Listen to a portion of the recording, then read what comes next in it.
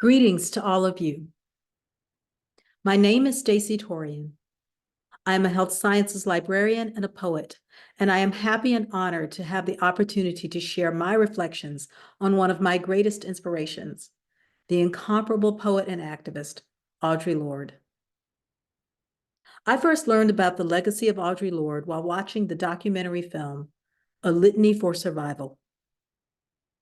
In that film, Lorde talks about her childhood in New York, her visceral need to write, the pull toward activism and teaching, her battle with the cancer cells that had invaded her body, and what she called the triple invisibility of being Black, feminist, and lesbian.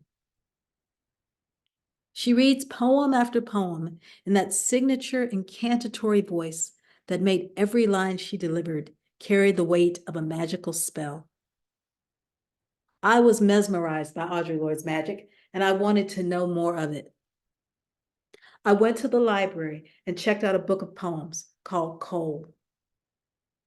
I read and reread the lines of those poems silently and out loud, marveling at the brilliance and precise ferocity of the language. Truth be told, I did not understand every line I was reading, but I understood enough to know that I was holding greatness in my hands and that I needed to pay attention. I had grown up reading poetry, but this was something different. In the years that followed, I kept reading her words, both her poetry and her prose. I fell in love with her book titles: ZAMI, Sister Outsider, The Black Unicorn, The Marvelous Arithmetics of Distance. In Litany for Survival, she tells a group of people, "Don't mythologize me." But I did mythologize her. She became a writer goddess in my mind, a kind of mythical figure I could see but not touch. I figured nothing I wrote would probably ever be as good as her work, but I kept writing anyway, happy to be, if not in the same league as Audre Lorde, at least writing in the same genre. Two things happened later in my life that made me feel closer to Audre Lorde, the human being. One was in the early 2000s when I overheard a white male colleague of mine refer to her work disparagingly and flippantly as that, and I quote, gut-pouring kind of poetry. Feeling my anger rise, I remarked calmly that Audre Lorde was a master of her craft. Although my voice was calm, my anger was palpable, and my presumably liberal white West Coast colleague quickly backpedaled just a bit.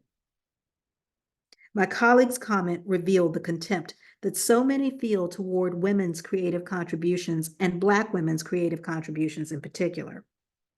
His dismissive attitude towards Lorde's emotional vulnerability is characteristic of people who have no patience with women's trauma and pain in general, and Black women's trauma and pain in particular. It did not matter to me then that I had never met Audre Lorde and did not understand everything she was saying. I had experienced some trauma in my life at that point and had seen a lot of things, and while I could never understand everything about Audre Lorde's life, I knew she had lived it standing up for Black women like me in unkind and treacherous spaces. So when my colleague made his dismissive comment, I had to speak up in what way I could for the sister whose words I did not always understand, but who I knew had spoken up for me. Second time I felt closer to Audre Lorde was when I was studying to be a librarian. Lorde mentions her librarian work in Litany for Survival, but I had forgotten all about that by the time I started library school. I don't know how I came across that bit of her life story again, but once I did, I could not learn enough about it. I read articles and books written by other people about Audre Lorde's life, gleaning what details I could from them about her librarianship. I learned that Lorde was drawn to the career by the desire to, as she put it, give other people that kind of joy that I found in books. In 2020, I spoke with Dr. Ethelene Whitmire, a professor of African American Studies who has researched Audre Lorde's life as a librarian. During our conversation, we talked about Audre Lorde's work in different libraries in New York, including her time as a public librarian in Mount Vernon.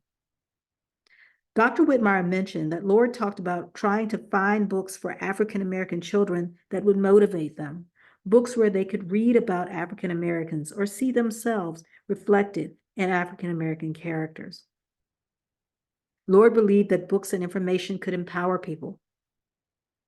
This belief comes forth in her book, The Cancer Journals, in which she writes, "Every woman has a militant responsibility to involve herself actively with her own health.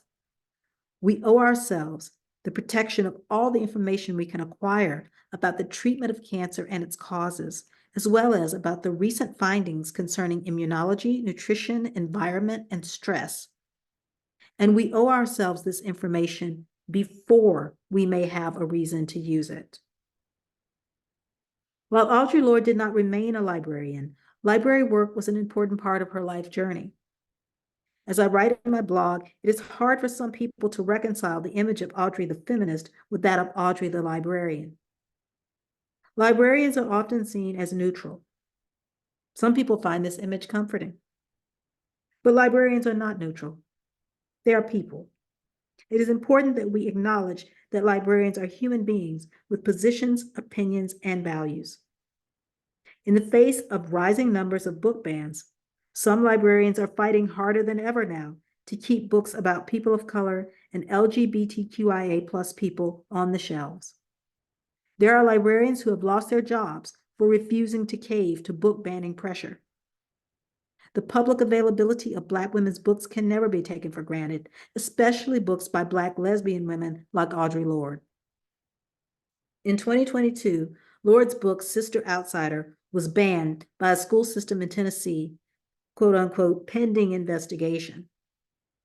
The irony of a former librarian's book being banned from the library is overshadowed only by the horrible consequences of such a banning for people who need Audre Lorde's words to help them survive, among people who are working 24 hours a day to convince them that they do not have the right to exist.